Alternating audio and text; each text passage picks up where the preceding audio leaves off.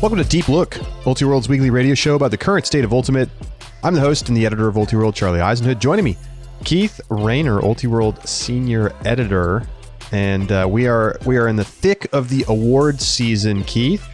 And we've got everything at this point up on the website. You can see it all: first team all club, second team all club, all the players of the year across all the categories. Coaching just coming out today. And so always awesome to be able to recognize the top performers from the club season. And every year it feels like that group goes deeper and deeper, both as we familiarize ourselves with a greater portion of the club playing population, but also just as the talent spreads out.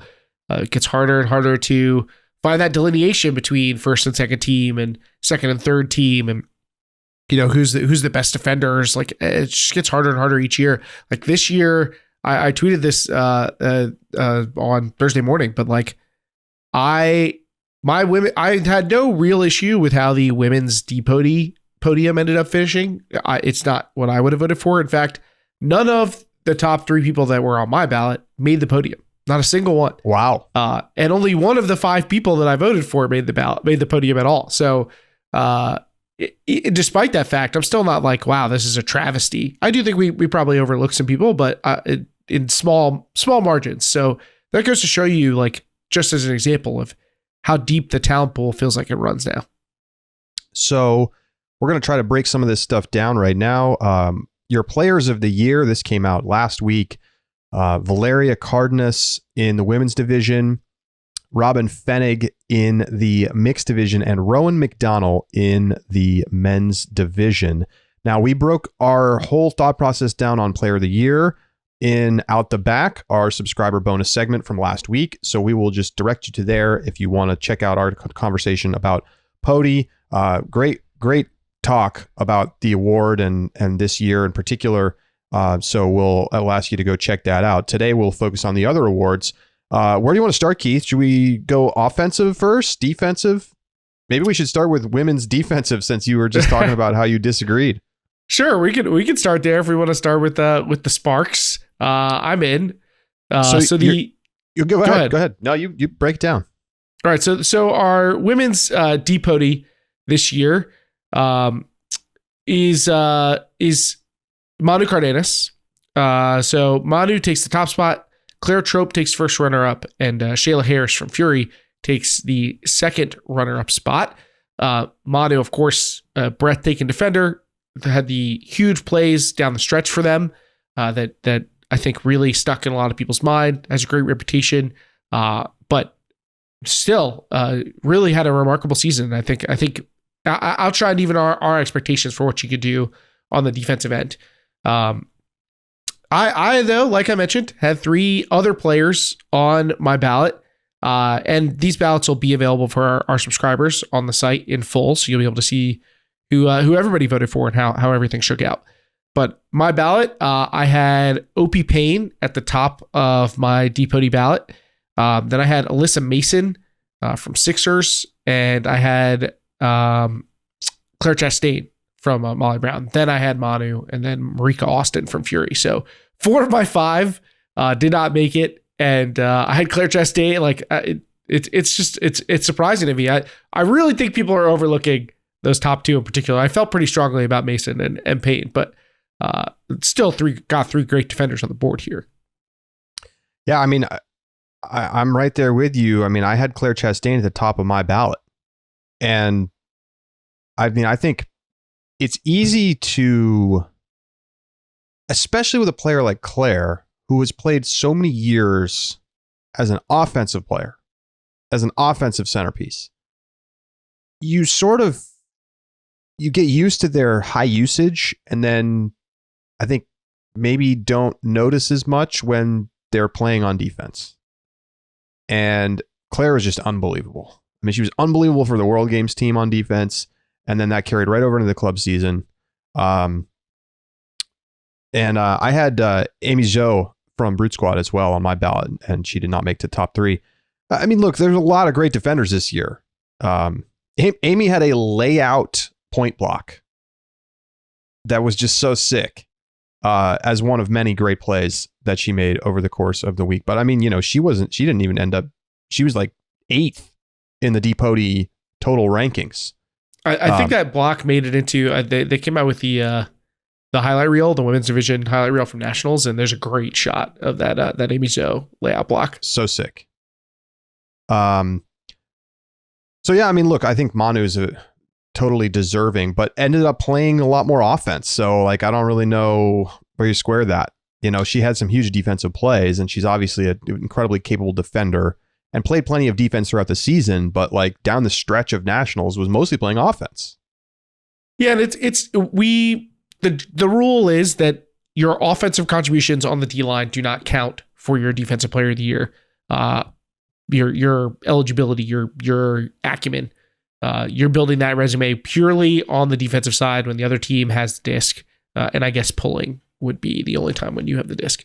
But it's pretty hard to like completely remove that from your mind as far as how players influence the game. So even myself, I try to do it, but I'm not sure I can say that I fully have divorced the two.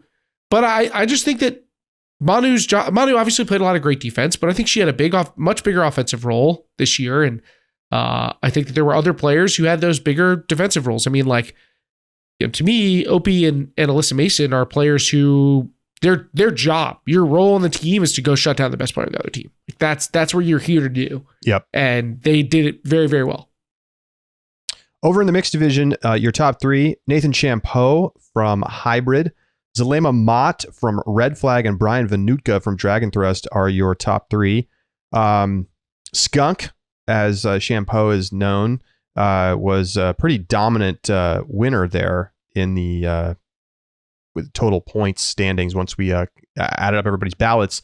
And no surprise, I mean, he's been an elite club defender for multiple seasons now. I think really kind of springing into the scene last year playing for Hybrid and showed up again big time in 2022.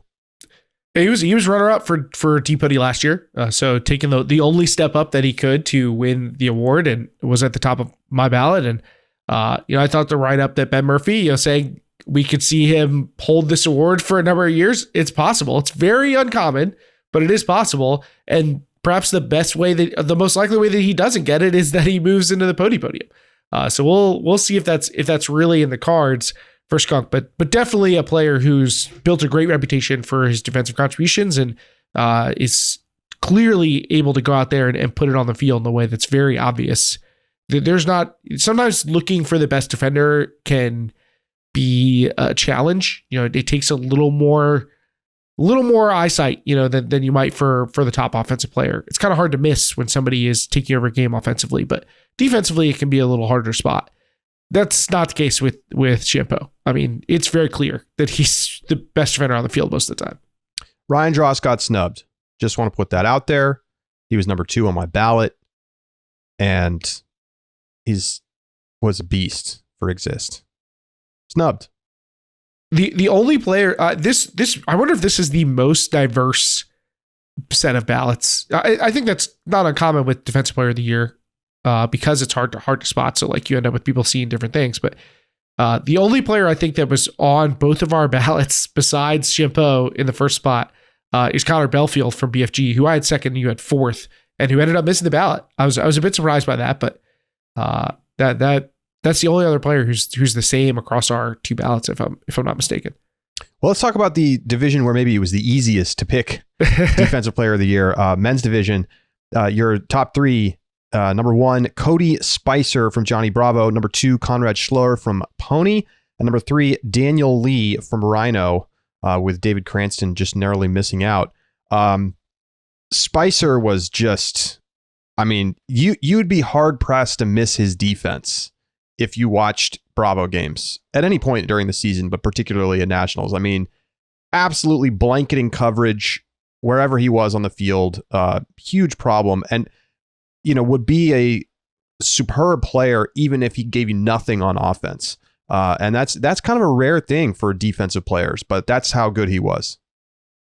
Yeah, I mean, the guy made it to the podium as well. And was a near unanimous selection. I think there's 2 ballots where he didn't finish first for Depody. Crazily enough, one of those is a ballot where he was first for player of the year. I don't understand, but I'm not gonna question it too much. But a dominant defensive performance from Cody Spicer and his second defensive player of the year, because he also was recently announced as the AUDL defensive player of the year. So cleaning up, getting a hefty trophy case is Cody Spicer. Conrad Schloer has been a standout defender in the past, back on Pony now, and was back to playing at that level. I mean, we saw him with Team Germany as well over the summer, playing great there and at the World Games. And, you know, I thought he was a pretty easy pick for me at number 2. Did you take him number 2 as well? I did. I did. And this is his second time finishing runner-up after 2018. And it's like Who beat him that year? Von Allen. Oh, yeah. Tough to argue with that. Was an incredible season for Vaughn, yeah. 1, 2, 3, 4, 5, 6 straight season in which a Pony D-line player has been on the D-Pony podium, including last year when they finished 1-2 with Jabron Meeser and Jack Hatchett. So Pony D-line has quite the reputation right now. Quite the streak. And then Daniel Lee from Rhino. Keith, you and I both had him at number 3 on our ballots. That wasn't a unanimous choice, although he was in most players' top 5. I mean, he's been good for a couple seasons now, but I think had a particularly good year this year. Yeah, he's a player who has a lot of offensive capability as well. And so part of it for me is like just what he's asked to do by his team, but really awesome in the air. I mean, this is, I think, like as far as ability to put people on posters versus knowledge by the general public that he has that ability, I think this guy may be the most underestimated deep defender in the league. I mean, he is just going to go up for huge grabs, big blocks, and it's exciting to watch him play. And definitely somebody who I think will be a fixture like in that, top 30 player range in the division moving forward. All right, let's move over to our offensive player of the year. We'll stay in the men's division. Jimmy Mickle, Tyler Monroe, Joe White, your top 3. Keith, do you buy it, or did you go in another direction here? So my ballot was mostly similar. I had those 3 all in the top 4, but not in the same order. I had White, Mickle, and then I had Ben Yacht before I had Tyler Monroe. Yeah, I had Mickle first overall. I actually had Johnny Malks at the number 2 spot. And then I had Joe White at the 3 spot. Now, the way these ballots work, like if your player, because I think I actually had Rowan at the top of this list, but because he won player of the year, he like slides off the OPODI ballot. So I think I actually had Rowan number 1 overall, and then Jimmy, and then Malks. Like if I was just ordering by offensive player of the year, and that was the only thing I was thinking about. But Monroe is number 4 for me. So I don't really quibble too much here. I thought Tymon had a great season. Look, I mean, all 3 of those guys were just phenomenal this year. That to me, they separated. I mean, I think other players didn't see Johnny Malks' season as kind of as highly as I did. I feel like if you watch Truck's O-line, like, yes, Rowan is doing amazing stuff out there, but so is Johnny all the time. And it was like so critical to their success. And, I think he was besides Rowan, the other linchpin for great offense for them. And Tymon. I mean, I don't know how you pick guys from that line. They were so good all year. So, yeah, I understand why Malks didn't get the love, because he was not sort of the A1 handler, right? It was Rowan. And so that's fair enough. I don't really have a problem with the other winners, though. I'm in the same boat. Yeah, I just like difference of opinion, but mostly I see things in line with how people saw them. And I think Joe White had a really awesome season. That's why he actually finished pretty high in my pony voting. So it makes sense for me to have him OPODI 1. But I get Mickle. To me, they're very 1A and 1B. I mean, the offensive value that Mickle provides, this ability to do something basically nobody else can do. I mean, having a true superpower is really valuable. I think it's hard to quantify because it's so unusual to have somebody who changes the dimension of the field in a real meaningful way, not just a fluffy sounds good when we write it way. So it's really hard to quantify that. So to me, Joe White and Jimmy Mickle, 1A and 1B, really Opodies. All right, let's go over to the mixed division. Kelly Johnson wins kind of in a landslide. Mac Taylor in number 2, Danielle Byers for Dragon Thrust at number 3. I mean, it's impossible to argue with Kelly Johnson as Opody this year. Yeah, I mean, we all saw the same thing. I mean, she was out there just as driving the bus for Mixtape, was drawing intense scrutiny from defenses who were sitting there trying to solve the riddle. They're like, what can we do to take her out of this game? Because she's killing us. And just there really was no answer. Nobody found an answer all year. Thoughts on the other two there, Keith? So I ended up with Mac Taylor and Caleb Denacor and then Danielle Byers. But I totally see how we got into the Denacor versus Byers kind of conversation. Mac Taylor still doing it. How far back do I have to go to find another Mac Taylor award? Let's see how far back he goes. I guess we were really in the height of his powers. We were not doing individual club awards. So Max, like the twilight of his career has been where he's starting to win all these awards. I mean, he obviously won the Opody in 2018. So it's his second time on the podium. But that was with Blackbird. I mean, that's not exactly the throes of Mac's success. But wow, the longevity to still be driving offense in the way that he does, you'd be hard pressed to find a player with as much high usage and gravity offensively as he does. Like, he's in that Robin Fennig, Kelly Johnson camp of like, look, I'm going to get the rock and I'm going to take over this game, and there's probably nothing you can do about it. So you might as well focus somewhere else because everybody knows it when he walks on the field. So don't waste your best defender off. Yeah, I actually went 1, 2, 3 Johnson, Taylor, Byers. So I'm in full agreement with the rest of the voters. Jenny De Jesus also just narrowly missing out, and she was fantastic. She was next on my list. Fifth on my ballot, so definitely in the conversation. So very, very good season for her. Over in the women's division, your Opody is Levka Walchak for Brute Squad and the star of Team Germany for the World Games. Britt DeSantos for Sixers in second, and then Dina Elamelek from Flipside in third. I mean, Levka had to win something, Keith, and this seems fair enough, although you feel like she could have won Pody, she could have won D-Pody, she could have won any of it. just doing it all. I mean, she and Claire Trope were just like freaking everywhere for their teams this year. Even though my ballot looks different, I don't feel like really strongly that I disagree. To me, there were 4 players and there's 3 slots. To me, those 4 players are DeSantos, Dina Elamelek, Claire Trope, and Levka Volchek. So tough to suss out exactly what that foursome what ordering you should put them in. I had DeSantos at the top of my ballot. But I don't have a problem with Volchek winning, especially given how she performed at Nationals. Dina Elamelek was just fantastic. A real bailout option. And that was like the second or third most important thing that she would do. Like, she would just take off when the team needed her and then just win a jump ball. Like, just a free out. You know, there's not a lot of players who give you that. Elamelek was awesome. She finished third on my ballot as she did in the final standings. Yeah, I had Claire Desmond on my ballot. She ended up finishing, I think, 5th or 6th in the total voting.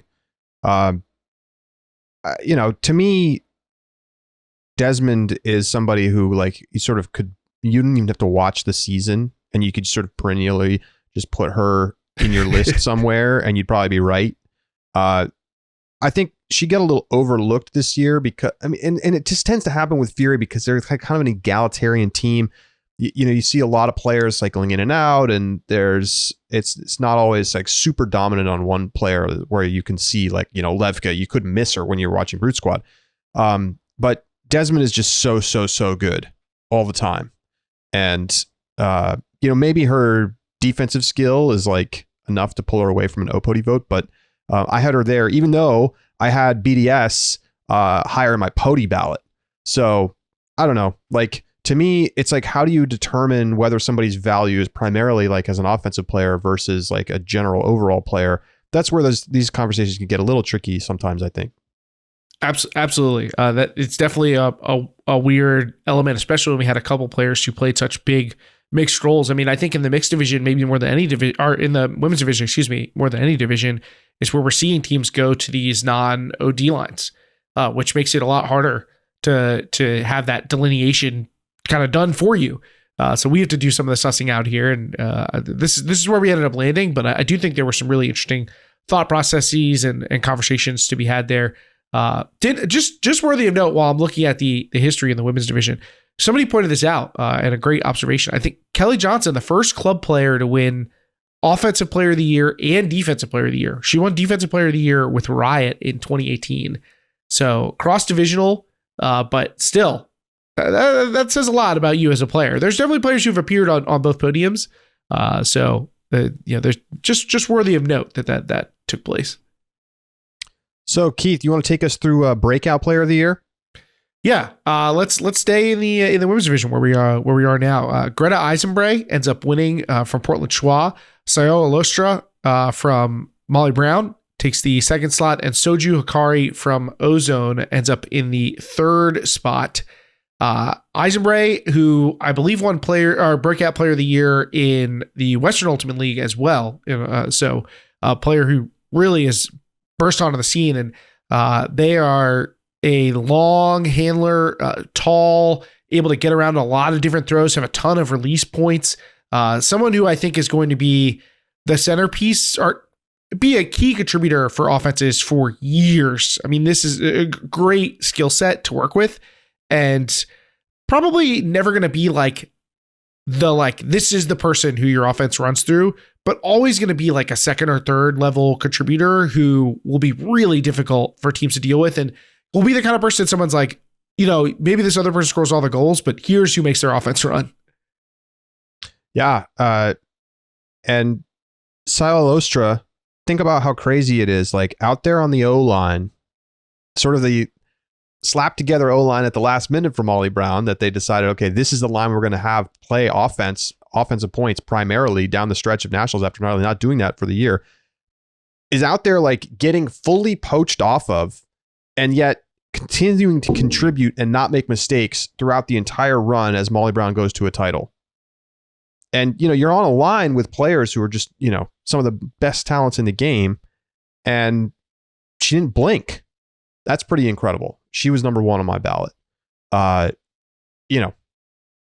feel like, should we be expecting a monster season from her for Quandary in the college division? I mean, I feel like who even knew this name coming into nationals? She didn't get, so this was pointed out by one of the Molly Brown coaches, Joaquin Nagel in our Discord, but didn't get a single vote for top 25 college players last season. Not club players, college players. And now, I think has a perfectly good argument to be the winner for Breakout Player of the Year. I mean, it came down to a single ballot that decided this. So it was very close between Eisenbray and Lostra. Interesting stuff. Mixed, who we got there, Keith? Just before we move on, I want to shout out some of the teens that made my ballot. Tiffany Zhang from Sixers and Rachel Chang from Nightlock. Rachel Chang just had like a great U20 campaign with the U.S. national team. Keep an eye out for that name. Maybe was the best player on Nightlock this year. So you got to watch out when you have someone who hasn't started college yet, who was like maybe the best player on their elite club team. That's Kennedy McCarthy territory. Like keep an eye out for Rachel Chang. Mixed division, breakout players of the year. So we had Mika Kurhashi. Speaking of players who rose in the college ranks this year, from Red Flag won the award. Alex Nelson from Mixtape takes the first runner-up spot, and Jane Cook from Dragon Thrust takes the third runner-up spot. Mika Kurhashi has just had a fantastic year all around, because Red Flag, she was great for Red Flag at WUCC. And then obviously we didn't see much of Red Flag during the season until Nationals, but excellent at Nationals. Just all over the place, super fast, very impressive player, and deserving winner, I think. The main point of attack for red flag. I mean, plan A was, all right, we're going to have me Karashi carve you up and then sky somebody like that. That was option number one for red flag. And it worked a pretty fair amount of the time. So certainly deserving of credit. Those three winners were my three top vote getters, although I had Cook ahead of Nelson. So Karashi was at the top of my ballot. Big fan of the work that she's doing, and I think she's going to obviously continue to get better. She's going to be a player who I think is going to be like one of the best players in Canada very soon if she's not now. I had Emily Barrett, number 2 on my ballot, just tearing it up for Exist, and I think is going to be a major problem going forward in the club division, regardless of where she plays. Just like is starting to get more confident in using her size. I mean, maybe the argument against her is that she was like kind of a big name in college, but I think has like higher ceiling in club in some ways, and was just absolutely roofing people at nationals. And I would expect it to continue. A numbers machine. I mean, she puts up crazy numbers everywhere she goes. They're just a goal scorer. Like you can't really argue with the production that you've gotten from Emily Barrett over the course of her career, whether at the college level or in the club level. I know you also had Adam Grossberg. Speaking of teenagers, on your ballot in the third spot. He's headed to Georgia Tech, but the AMP player is not even started college and had a very, very strong season for AMP. He didn't make my ballot, but like totally understand the hype. I mean, it's just like, for me, part of it is like, how surprising are you as a player? You know, it's not just like who is the absolute best, you know, who qualifies for the award. There's also something to like, you know, you have player, right? Like from Nightlock, where she's not in college yet, right? She's still a teenager. So like that has a level of impressiveness to it, even though she's on a team that's like not really relevant at the tournament. And I think that matters too. So Adam Grossberg, a name to watch out for sure. Let's go to the men's division.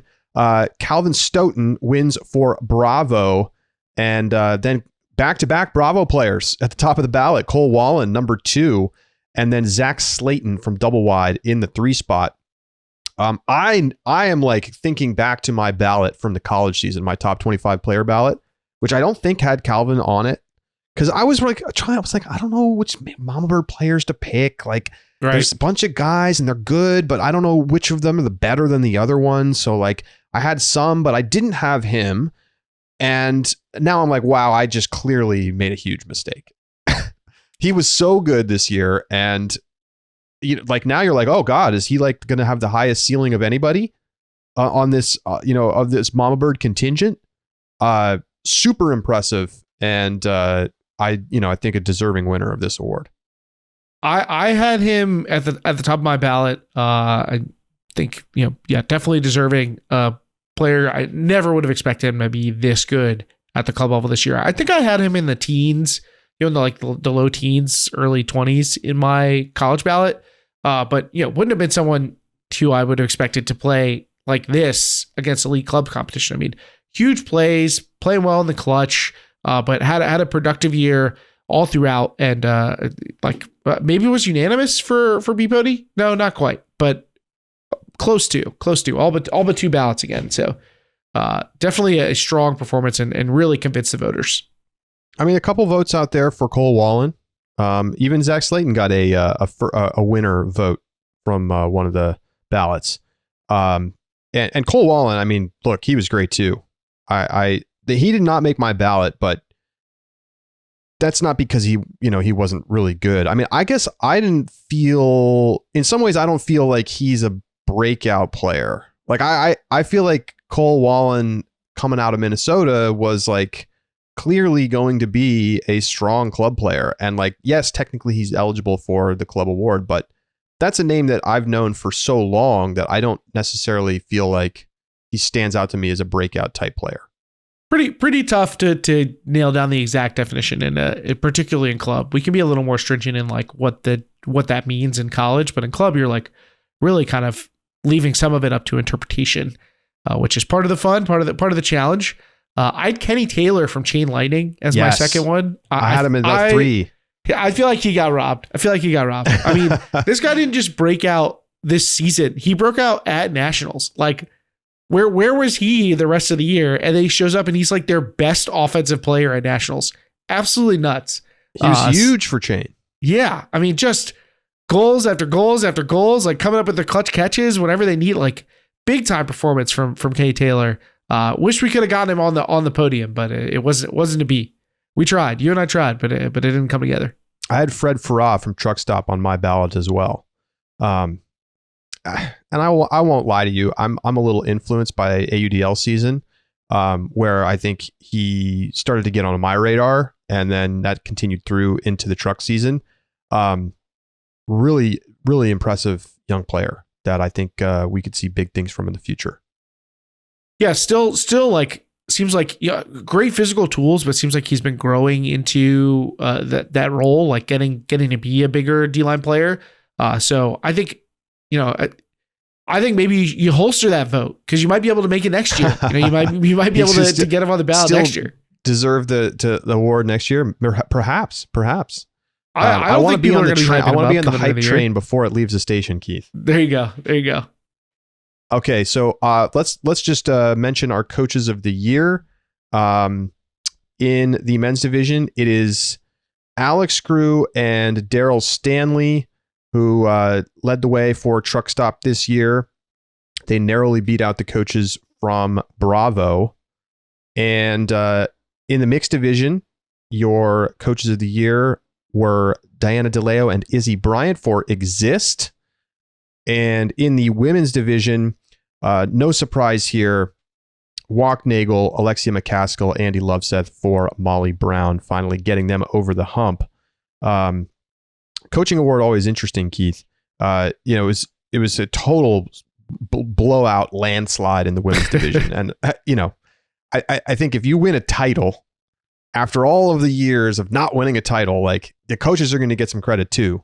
And I think what's more interesting is that the truck coaches still come out on top despite the letdown in the final. Yeah, I mean, look, you got to give them credit for. I've tooted this horn before. I mean, this is a team that designed and executed a system that was different than everybody else, and I give them a lot of credit for saying, like, here's the skill sets that we have on this team. Here's the things that we've been having trouble with. Here's a system that will allow us to take advantage of these skill sets and attack these problem areas. And being able to do that was very, very impressive. And that team just sparkled in the way that they were coached and the way that they executed. So, for a team that thrived on, that kind of design element, then that's got to be rewarded in my mind. I get it. They were number 2 for me. I went with the Bravo coaches, Mikey Lund, Joe Durst, Tim Kafalis. Bravo wasn't supposed to win this tournament. Like, they had to bring together last year's Bravo team and last year's Lotus team, make it work, and then come out of like moments of failure. They lose at regionals. They lose to open this tournament. They lose to GOAT.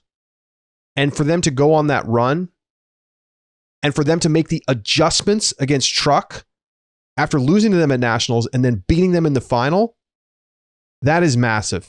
That is massive. And that is coaching, right? Those adjustments to win that game, like, you can't just chalk everything up to, well, Truck played a bad game at the worst time. Yeah, but like, that's happening because of decision making from the coaching staff. And obviously the players have to play the game, and like, separating those things out, it can be difficult, but it's kind of wild to me that this Bravo team won the tournament. And I think I have to give credit to the coaches there, as impressive as Truck season was. Kind of wild. You can go further. It's total madness that they won this tournament, going 1-2 in pool play. I mean, they were really close to being knocked out on day one because they beat Omen by like 1 million in round 2, but they looked like they were on the ropes. I mean, they had lost 3 of their last 4 games going into the bracket. Yep. Crazy. Okay, well, we're going to take a break. When we come back, we'll be joined by Khalif El-Salaam, who, like Claire Chastain, we talked to last week, is coming off of a monster 2022 with a World Games gold and then the double peak with Mixtape at WCC and Nationals. We'll talk to Khalif next, right here on Deep Look.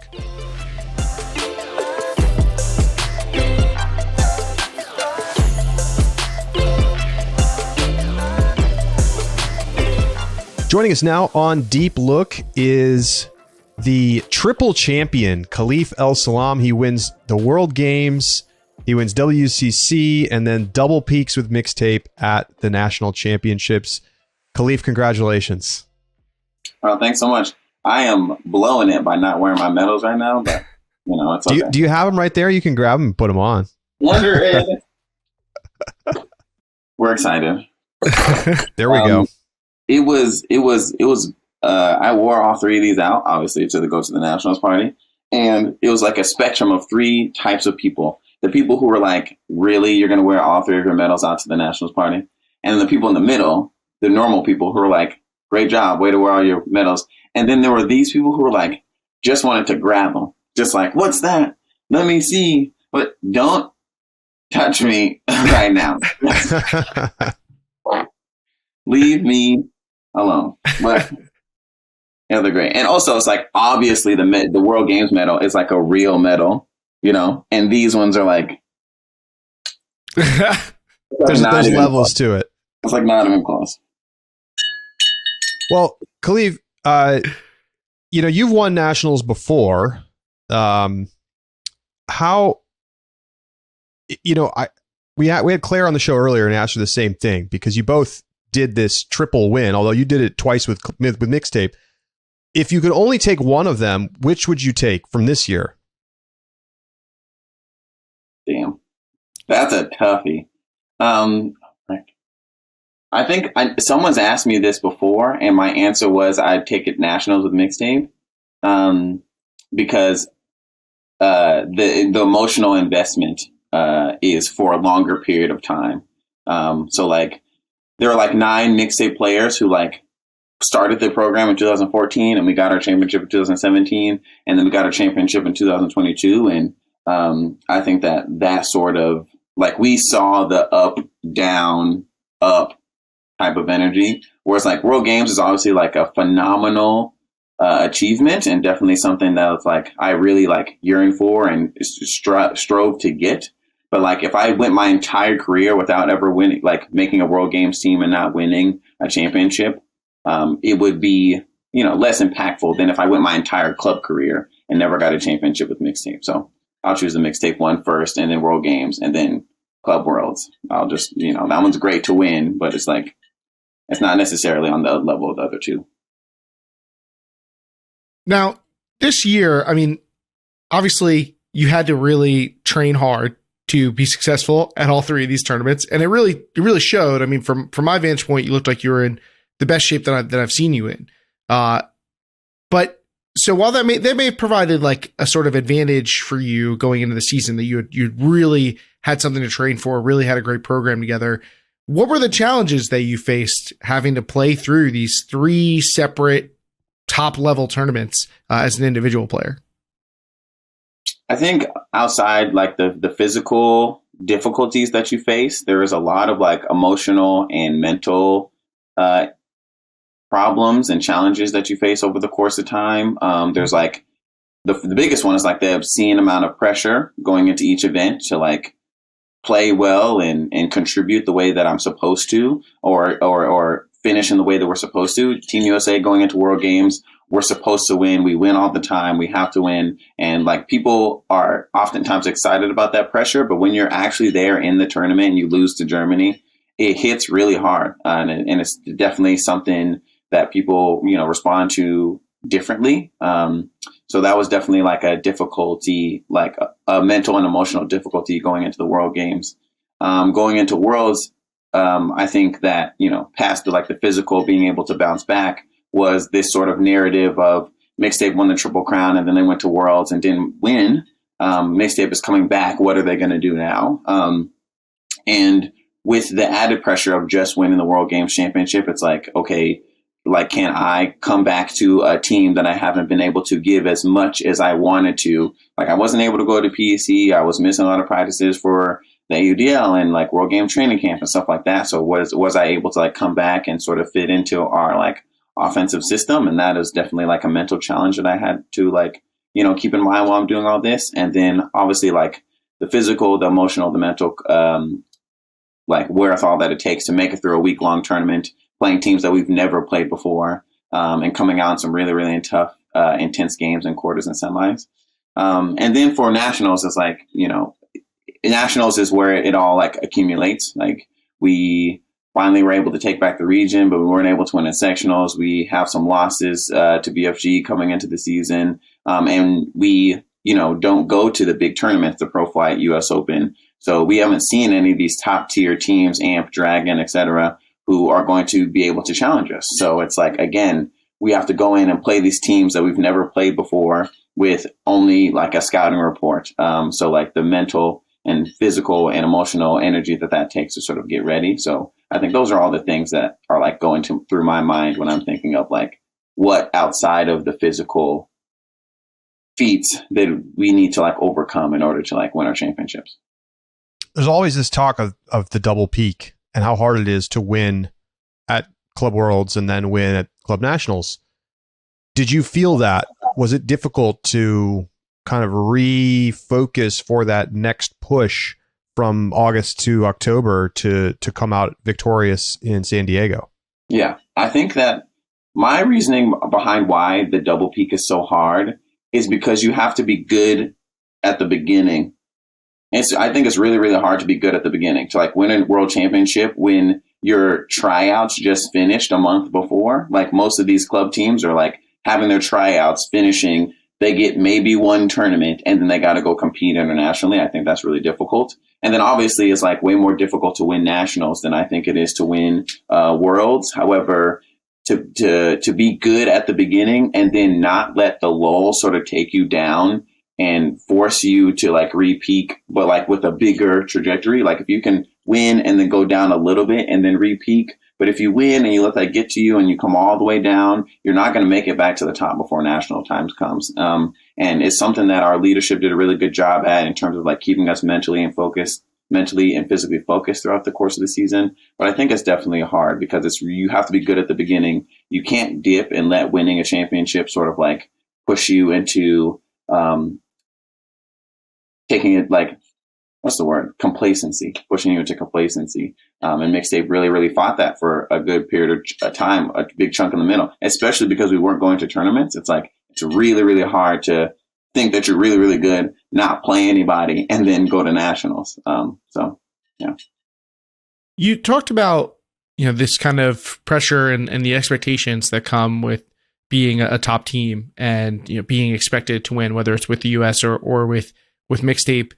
Did you find that there was additional pressure on you individually once you came back into club play after playing for the World Games team? Or did you find that people treated you differently around Club Ultimate after making the World Games team?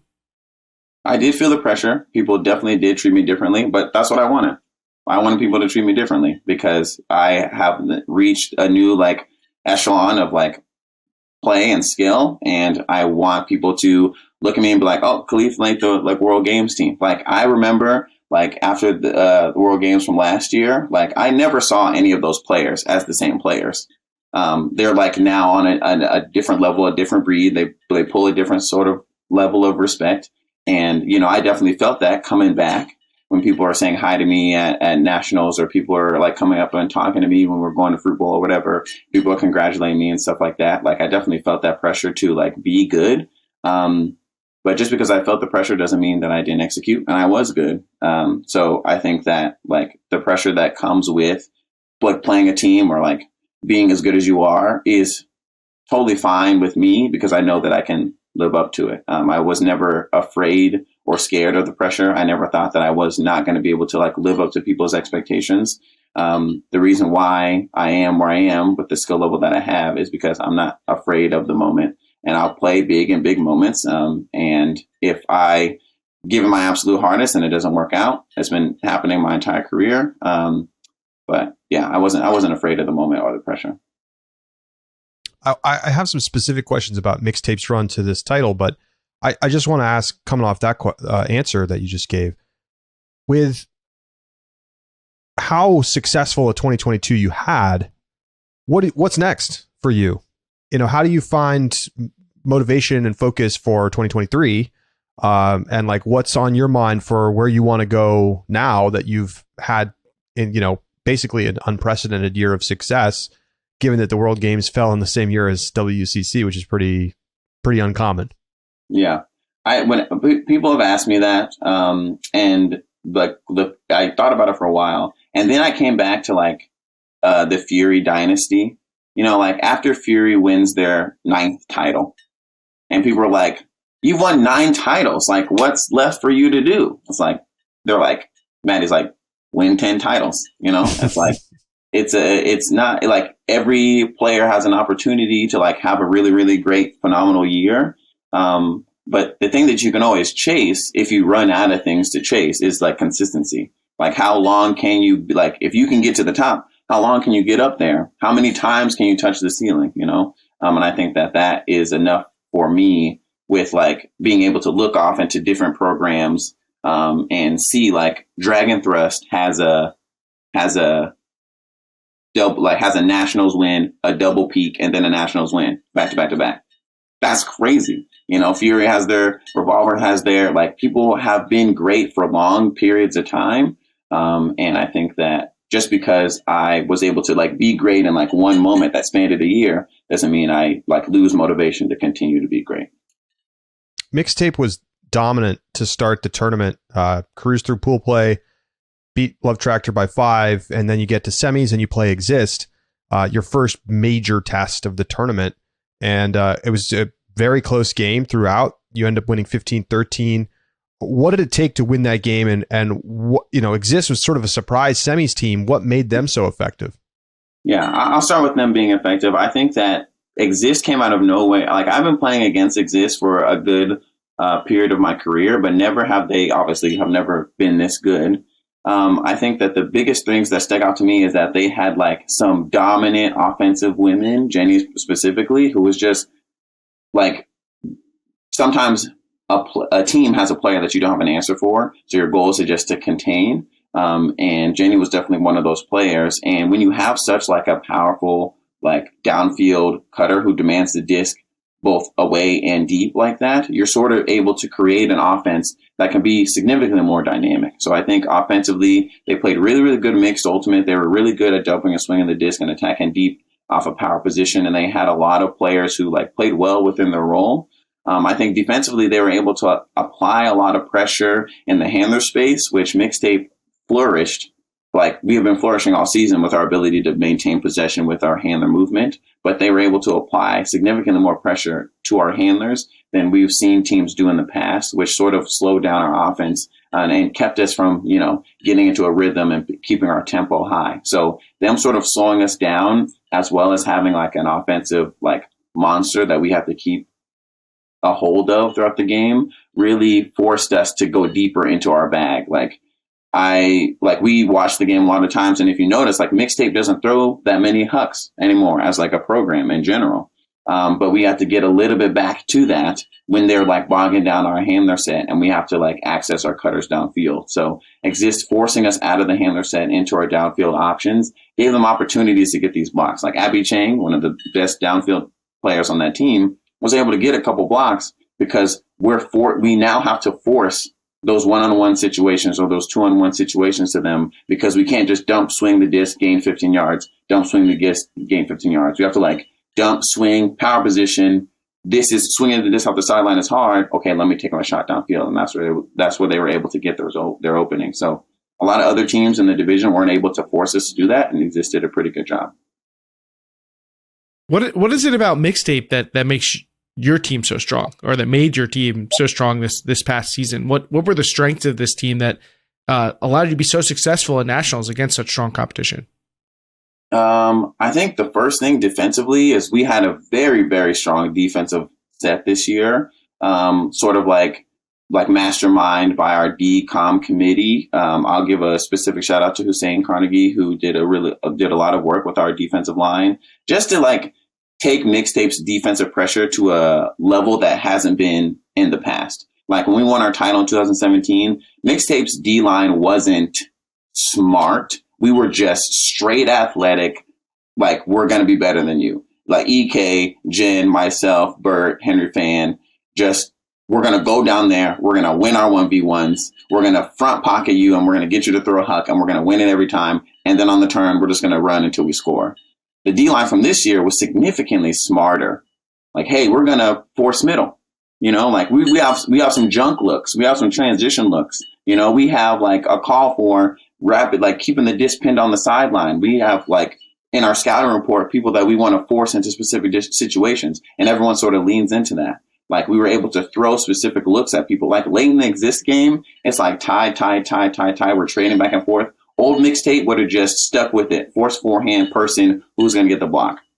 You know, Hussein comes out. He's like, we're going to run a 2-3-2 transition. And everyone's like, why are we running a 2-3-2 transition? And then through a scuba, Munoz comes up, applies a little pressure. We get the block. We punch in our break. We take the lead. It's like being willing to be smart in those situations is really hard for Mixtape. And for our defensive committee just sort of pull us out of that in order to show us that, like, hey, late in the game, people will make mistakes if something different is thrown at them and it's misty and it's rainy or whatever. Let's just take a shot and see if it works, because we have 3 or 4 points before it's universe. You know, let's take that shot. So I think the defensive line was a huge change in the last title compared to this title. And then also offensively, completely different team. 2017, quarterback by Mark Burton. Like, he's catching in power position. Abby Abramovich, Brad Hauser, who's going deep, he's going to shoot it out to space. Mark, like, led the entire division in assists for, like, 3 tournaments straight. But this offense, obviously, as you see, is, like, more vert, significantly more heavy handler-based, and it's, like, centered around Kelly Johnson, who could just distribute wherever she wants. It's more about, can we gain momentum with our handlers and then throw big open side unders or big break side unders, and then we'll throw some away shots if we have them. But in general, we're just going to take the easy stuff. Everyone's afraid of everyone on the line going deep. Let's just hit these underneath. Let's break the mark a little bit. Let's calm down in terms of like our decision making and taking the hard throws and just possess. Like if you look at Worlds, like quarter semifinals, how we're having 10 to 12 clean holds per game. That's crazy. That means we're not turning the disc over at all. 12 out of our 13 or 14 offensive possessions, bonkers. So it's like we went from the high fly, big flashy offense and defense to like a more methodical, like calm, like skill based offense and defense, which I think was necessary in order to win nationals. Like, we're not going to outright out athletic exist. We're not going to do it. They're like a very, very athletically dominant team, as you saw in the semis, because they're like getting these big layout blocks and stuff like that. So we just had to like be a little bit smarter, a little bit more methodical, and, you know, make better choices. You mentioned Kelly Johnson. She posted on social media that she's going to be retiring after this season. You know, as kind of your partner in the backfield, what was it like playing with her, and what made her so effective this year? Kelly's effective because she is like one of the best throwers across the divisions and one of the most like in shape athletes that you can find. If you watch Kelly play, she's always playing chess. She's always playing chess. The way that she catches the disc, the way that she sets up her positioning, the way that she uses her momentum to get positive with the disc so that she can get open in either direction.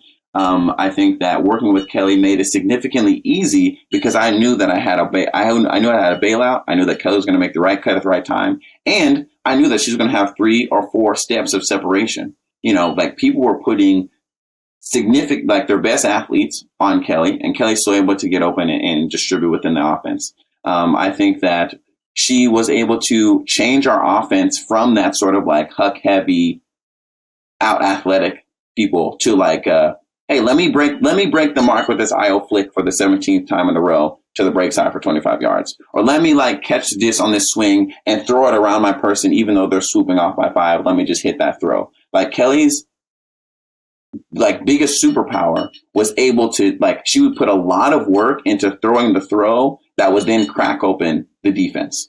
Like we ran the same play all season. Handler cuts up line, and then we hit the wing. We ran that same play all season. People scouted it and everything. I set up as the rail on the wing, and the person's right there. And they know I'm about to cut under. I cut under, Kelly pocket pass to the chest every single time. And then we are able to run our offense down the break side. So it's like, with her being able to hit those hard throws that set us up for easy offense, really created a significantly higher level offense. We're able to gain 15, 20 yards off of a pull play every single time. And if you're a defender, you know, if an offense is hitting their first option every single time, you're doing something wrong. You're losing. So obviously, y'all know that Kelly's absolutely phenomenal. Everyone watched her play. She's absolutely phenomenal. She's like leading us in yards everywhere. She's getting the most touches on the team with very little turnovers relative to how many points she's playing and how often she's playing, getting the best defender on the team every single time. It's like, she's a different level, different breed, Kelly Johnson.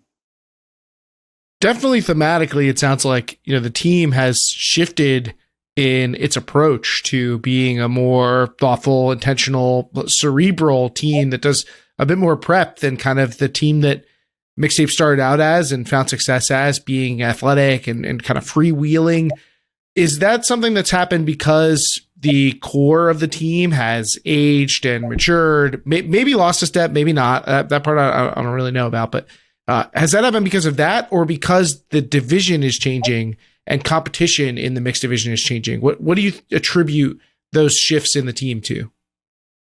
I think one of the biggest reasons why Mixtape was very successful in the first couple of years is that we had a surprising amount of athleticism, a surprising amount of unorthodox play, right? And an inability to scout and know us ahead of time. So you see us from 2014 to 2015 just beating teams purely because they don't know how athletic Jen is. They don't know that EK can throw this. They've never played against me, right? They don't know our handler defenders. They don't know our schemes. They don't know how much we're willing to work. So they're throwing these things, trusting their teammates, and then their teammates are not being able to come up with the big plays. As Mixtape has like grown, teams are smart. Teams are athletic. Teams understand what, you know, offenses and defenses we run over the course of the season. We've been scouted as much as we can possibly count, right? And we're going into these tournaments with our target on our back, right? We're still a very successful team because of our athleticism and our ability to win our ones. But when it comes to winning a championship, especially today in the mixed division, when you have not only more people with like higher level skills wanting to play mixed, which is phenomenal, but you have people like knowing exactly what you want to do. Sometimes you got to switch it up. Sometimes you got to, I mean, don't get me wrong. There were definitely some teams that Mixtape will just force forehand and just beat because we're more athletic. But when you're playing against higher level teams who can match that sort of athleticism, which, you know, we did see in the past, like BFG, extremely athletic team, Dragon Thrust, extremely athletic team. Noise has some athletes on their team, a very extremely athletic team. Like those teams, you got to do something different. And the number of teams that I see where we have to do something different is increasing as we are playing. So yeah, like as much as the old core of Mixtape is aging, we do have this big, fresh increase of like youth coming in. So it's not like we as a team athletically are going down. It's just that the things that we have to do in order to beat teams isn't just force forehand and be better than them.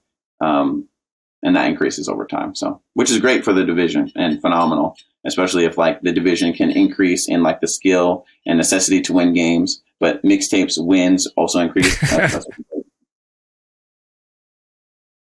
So interesting. Mixtape wins. BFG finishes in the top 8, but we see Sockeye and we see Riot in the bottom half at Nationals.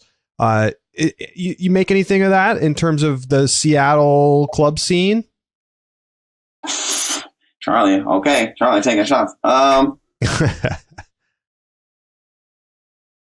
gonna go no comment on that one. I'm gonna go no comment on that one. It's what time is it? It's only 2. That's one of those New Year's voicemails. That's one of those New Year's voices. All right. Well, see, it's almost 5:00 here on the East Coast, so we figured it was happy hour. Maybe we were gonna almost get the answer, but you're on the Pacific Coast. We didn't think about that. All right. Well, how does Mixtape win next year? Going to be some changes. I imagine some people are going to retire. What's it going to take next year? I think it's going to take just as much work as it did this year, which is wild because it was obscene amounts of work.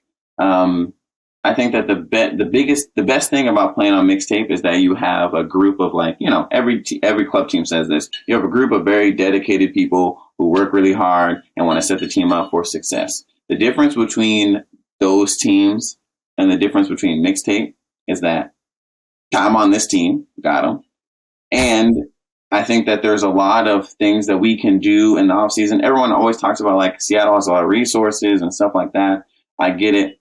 My whole life I've seen rich people stay rich, and now I'm rich, so I want to stay rich. We're going to use our resources. We're going to coach these kids up so that our pipeline stays strong. We're going to make sure that Alex Nelson goes to college and he gets all the reps that he needs so that he learns how to make open side cuts instead of just going deep. It's going to be phenomenal. We're going to peer pressure everybody to get Mark Munoz onto this U24 team. That's going to be great.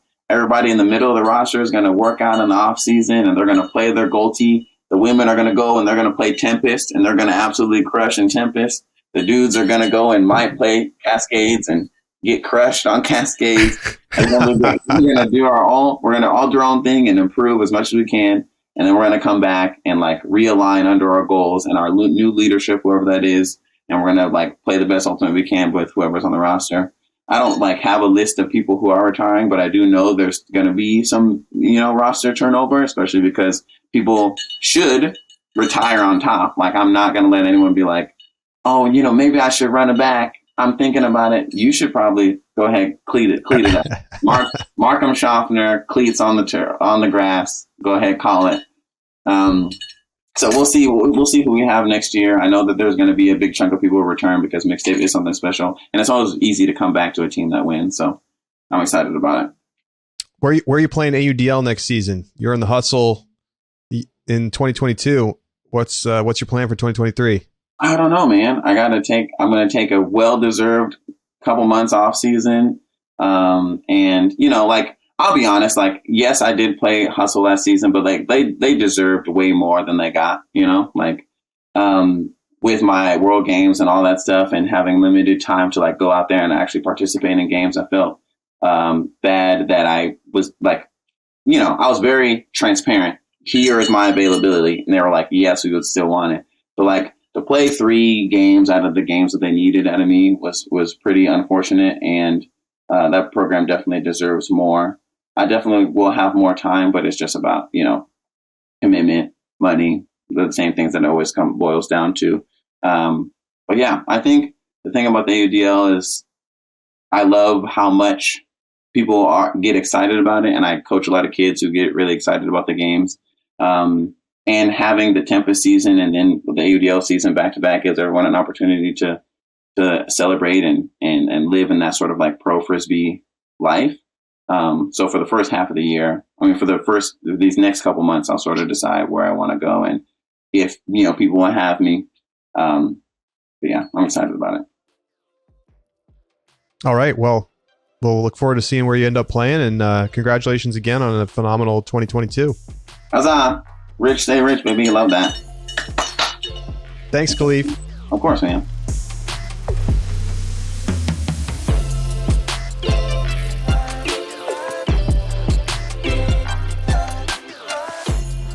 Welcome back to Deep Look. So great to catch up with Khalif. Rocking the medals during the interview. Love that. Clang, clang, clang. And it was just like, it was like wind chimes throughout the whole thing. But what a year he had, Keith. Yeah, I mean, hits all 3. Gets the second runner up for Player of the Year. Want to connect it back to our awards as well as a first team all club selection. Very, very well decorated player and great to have him on the show and get a chance to hear from him about having this kind of wild year. I love how thoughtful he is about the game. When you ask him about how does his team do this or X, Y, or Z, or what does he think about this team? Like, you're going to get an in-depth answer. Like, this is not somebody who's, shows up to the game, ties the cleats, and goes out there. This is somebody who puts in a lot of time and thought into how to become a better player and how to help his team win. And you can see the results. Yeah, I mean, I think the level of analysis that he's able to provide about the game at this point, like, it's not hard for me to imagine him in a broadcast booth at some point. Like, he's going into depth about how the offense is running. And I think, his time coaching has also helped that, right? He's coached a lot at the high school level, the YCC level. And, it's just like ability to analyze the game is higher than a lot of players that we talk to, for sure. Look, I advocate for players to go and try and coach. And I really think it gives you another perspective on how to look at the game and how to think about Ultimate. So I know a lot of players I've talked to who have ended up assistant coaching with me or were considering it. Like, I impress upon them that they're going to become a better player by coaching. Like, it will help them understand the game and understand their own game in a nuanced way. And I think Khalif's a great example of that. All right, it's time to play a little small ball. Keith, take it away. So, high school national invite news. There will be qualifying tournaments that earn spots in the high school national invite this year, including the upcoming EULA invite. So the winners of the EULA invite will be invited to high school national invite. Pretty exciting. There hasn't really been a great way to integrate the high school season into how the high school national invite works, and this is a great functional way to do that. Charlie, as one of the people behind how this kind of stuff works, care to share some thoughts on how this came together and what it means? Well, look, I think, first of all, the teams that win these big tournaments are typically going to get invited anyway. So, let's just point that out. But I think it creates an exciting incentive for teams to plan around playing one of these big tournaments. And there will be more to be named as we get a little closer to 2023 and the season starting. But you have this opportunity to go in there and really care and really try to win. Like, it means something beyond just you playing at a tournament, because otherwise these tournaments, they're just kind of for fun. There's not really any structure behind winning them or doing well at them. So we're trying to add more structure to the high school national invite qualifying process. We're also going to be trying to unveil a sort of an algorithm based ranking this year that allows us to kind of combine that with a more subjective ranking to create our power rankings that ultimately determine which teams get invited. So I think this is one way of structuring that in a way where it's you can get an auto bid and you can get it in March, and you can start planning your travel and build your season around that. So I think it's going to make it more fun to be at those events. I think it's going to add a little bit more punch to winning them. And this is just the kind of thing that I think should be happening across the sport, frankly. There's no reason that we shouldn't be doing something similar for club nationals. If you win the US Open, you should probably get some automatic invitation to the national championships, right? That's how other sports are going to do this kind of thing. And I don't see why we can't do that. So obviously we have a lot of leeway to do that kind of thing. So we're doing it. I like it. Look, we talk all the time about trying things, being experimental, messing with the way things are done, where you have the space to do that. It's something that USAU doesn't really give themselves in a lot of places, but we don't have that restriction here. So might as well try it out. And if USAU likes what they see, maybe it'll become something that features more prominently in major organized Ultimate. Moving on to the Hall of Fame. We got our Hall of Fame class for this year, including our first mixed division Hall of Famers. So the first couple of players and a contributor being added to the Hall of Fame. So there were contributors and special merits, as well as players from the mixed women and open divisions. I'll try and run down the list here. In the women's division, Kara Crouch, Anya Heyman, Miranda Roth-Knowles, Alex Snyder, Alicia White. In the open division, Mike Caldwell, Sammy C.K., Chatterton Kirschmeyer, Mike Namkung, Alex Nord and Bart Watson. Legends. The first mixed division, Emily Smith Wilson, Smitty, and Scotty Conway, as well as contributor Joey Gray, all added to the Hall of Fame. In the contributor group, Joe Seidler, and special merit for the Mob, the MOB, and Downtown Brown, two really important structural elements for players of color and black players in Ultimate. Yeah, and that you mentioned, it's the first mixed class in the Hall of Fame. So this is the first year. I think mixed division started in 2000. So it's been a little more than 20 years. And we're now starting to get our first players into the Hall of Fame. This feels like a catch-up year in some ways. I mean, there's a lot of players getting in. This is way more people getting into the Hall than you typically see in a year. But I mean, how many of these are just such slam dunks? Like, Alex Snyder, Alex Nord, Alicia White, Miranda, like the obvious first balloters. And so here they are on the ballot and boom, they're in. No surprise there. I think, are you surprised that Kara Crouch got in? I don't feel like I'm like fully versed in what the line looks like. But no, I don't think I'm super surprised. I mean, this is a World Games player. So already has a lot of acumen. We saw like Katie Forth made it last year. I think Kara Crouch is certainly in that realm as a player. So it was one of the best players in the division for 5-10 years. Yeah, right? and I think especially in the women's division at that time when she was kind of at her peak, it was hard to win titles. Like, I mean, even now, like if you don't play for 3 or 4 teams, you're never going to win. And so you can't just have it be like, did you win to get in? You have to have some kind of criteria beyond that. And, I think making a World Games team is going to be a pretty quick way to get in. I mean, I don't know, like how many World Games players are not going to get into the Hall of Fame? There's probably going to be some. I think it's harder. There's probably not space for all of them. Yeah, right. So, but I'm certainly not. I guess I'm a little surprised just because it felt like when she made the World Games team, it felt like a little bit of a surprise at the time, recalling my own memory of it. And so, for her to get in right away, I guess feels a little surprising to me, but certainly deserving candidate. And to me, like looking at this list beyond like the individual players, I mean, do we need me to do another segment on how Miranda Roth-Knowles is just the GOAT? Like, I don't think we do, but we are getting into like the Ulti-World era. I mean, these are players that I remember watching pre-Ulti-World. These are people I was watching on Ulti Village back in the day. But we are starting to get into players who were playing when Ulti-World was formed. I mean, obviously Alex Snyder, Alicia White. These are player Bart Watson, Smitty, obviously too, as well. Somebody who was relevant a year ago.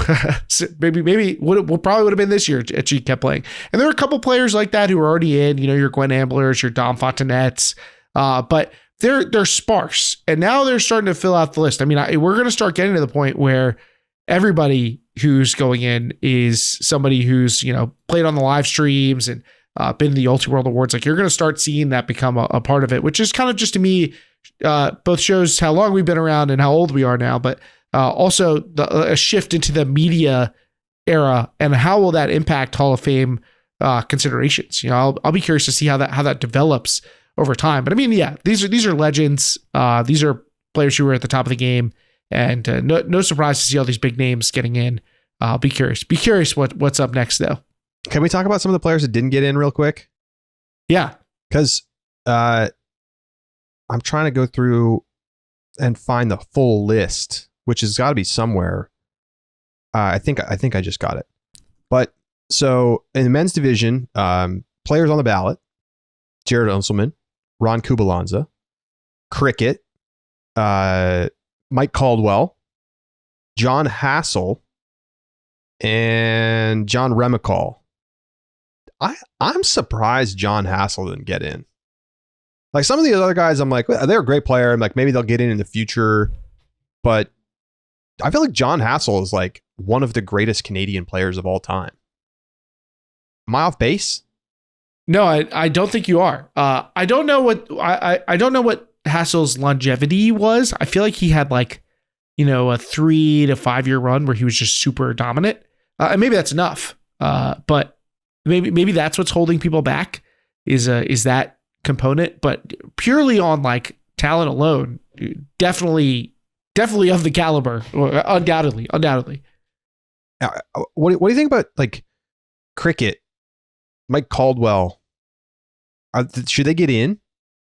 Well, Caldwell got it. Caldwell was picked. I'm sorry. Yes, of course he did. Yes. MC. I think cricket has a lot of comparables perhaps with MC, as somebody who's just like was in the mix for forever. It still is. I mean, cricket was trying to make nationals this year. I don't know how he's multiple still in such good shape, but got the championships. Has been like, wasn't just like, neither of these are players who like ride the bench for teams that made championships. Like they were key factors. So I would not be surprised to see cricket get in down the line. I would in fact expect him to at some point. Christian Franny, Eileen Murray, Chelsea Putnam, Vita Town, other women's division players that were on the ballot. Any surprises there as not getting in? I think Eileen is probably somebody who's going to get in, continues to be like a key contributor beyond just her playing career. So I could definitely see Eileen and Vita Town getting in down the line too. But I don't think I'm shocked that any of those people didn't get in yet. Especially with some of the other players they're going up against. I mean, yeah, this is a murderer's row. All right, let's move on, Keith. All right. So our final item from small ball, some early college results. We're starting to get some fall college tournament results coming in, so we can we can check in on what those look like, because where it kind of goes under the radar when you got everything going on with club season. But we had in North Carolina fall Easterns. So you had NC State and UNC in the men's division going to Universe Point in the final. UNC got the win there, but that I think that you get excited about that rivalry. I think that those two teams have butted heads plenty before, and they will continue to do so. Like, could NC State win the AC? I mean, obviously it's just fall, but it could be possible. I could see it. You can make your argument. Yeah, I mean, look, I think it's fall. I don't want to read too much into it, especially at an earlier fall tournament. Talk to me after CCC. But, UNC playing a close game in the fall, I'm not going to get like too hyped up about like that. I'm not going to be like, oh, UNC is coming back down to earth. No, I think they're still going to be like a top 2 team in the division. I mean, they've played close games with NC State like late in the regular season and still turned out to be, dark side when it matters. That's right. Meanwhile, on the other side, UNC Pleiades out at Blue Ridge Finale just continues to dominate. Absolutely crushed everybody they played. I think they played Virginia in the final 13-4. So, we're probably in for another year of UNC dominance. What's new? Not exactly news to hear that, but they're still on the map, and that I think Virginia actually could be pretty good this year. They and Pittsburgh were the other top teams in the field, and those two teams, I think Virginia got the win 9-7 when they met up, but two teams to keep an eye on, like nationals level teams, and UNC's just out there dominating them. It's just on another level right now, and we'll see if anybody else can match them in the regular season. It's they only gave up 15 total points this weekend.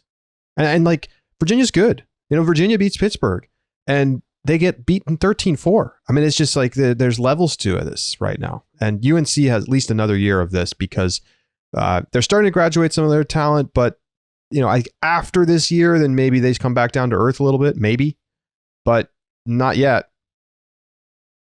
Yeah, I'll worry about them like in semifinals. We'll see what happens when they have to play Colorado or Carleton or whatever in semifinals. We got a long way to go. Vermont, get your Vermont tickets now for the hype train. Pittsburgh played well at the Steel City Showdown, men's division. Didn't lose. They had a close game against Lehigh. No real teams of note there that you think that was a particularly tough matchup for them. But Pitt looking solid in the fall. There's been a little bit of buzz about JMU. They were at Fall Easterns. They got a win over BYU. They also beat UNC Charlotte, who's been kind of a buzzy team a little bit in that 25 to 50 range. And then they ended up losing to Penn State in quarters. So, a little mixed bag. I'm a little concerned about BYU, Keith, because they did not play particularly well. And normally they've been coming to these kinds of events. It's a long way for them to travel. They're usually playing one day of games, and they're usually winning them all. And that's not happening right now. And they've graduated a significant amount of talent. Bryce is gone as coach. Is BYU still going to be legit? It's the fall. I don't want to get too crazy, but definitely some of the weakest results we've seen from them at a tournament in quite some time. And they had a bit of an underwhelming 2021. I know there was some hey, this team's super young this year. We brought in a lot of new players. Well, you expect to see that, that bear fruit as you move forward. And maybe it's just so early that hasn't happened yet. But if they're going through, again, the same process of integrating young players, of losing top talent and contributors that they've counted on, it could be a challenging run for BYU. I mean, I don't know if I'm not ready to declare them dead based on a fall result. I mean, we've still seen that their youth scene is very strong. So they're going to keep continuing to get recruits. They're going to have strong institutional support. So I think that, the obituaries are not necessary yet, but keep an eye on it if this is still that, semifinals quality team. Obviously not going to get the chance to qualify, but we've seen what this team can do. They've proven their bona fides over the years. Can they be still that top level, top five kind of team? That's a little tougher to really forecast. And then I want to shout out in the high school boys, the one state that I know of that has fall competition that counts is in the state of Washington. And Eastside Prep goes undefeated on the season and gets a strong win over Nathan Hale Waldorf in the boys Washington State Finals. Eastside Prep went to semis at HSNI last year and will perhaps be the 1 seed coming into this year's HSNI.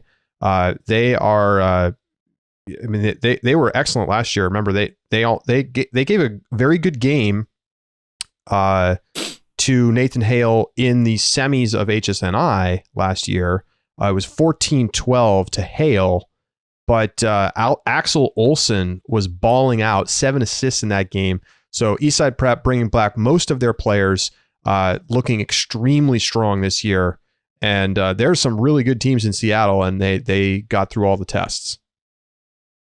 They could be carrying the banner for Seattle. I was super impressed with Axel Olsen, who was a sophomore, I think, at High School National Invite, if memory serves. And he'll be junior this year. So composed with the disc, somebody who could really drive a team. But they had some other nice contributors too. Not sure exactly who they have back, but you got to be looking at a team, coming from Seattle that had a strong year last year, had a young core, and is already off to a great start this year. I mean, definitely a threat to be the number 1 team in the country in the boys division this year. So we will see what happens there. High school rankings will come out in the spring. We got anything left, Keith? Is that it for today? No, that is the full small ball for this week. Fantastic. All right. Well, we hope you'll join us in our subscriber bonus segment, where we're going to dive into our all club teams and talk about the first and second team all clubs. And maybe we'll go into our third team and talk about where we disagree, where we agree, who had a great year, and celebrate some of the top players in the 2022 club season. For Keith Raynor, I'm Charlie Eisenhood saying so long, and we'll talk to you next time right here on Deep Look.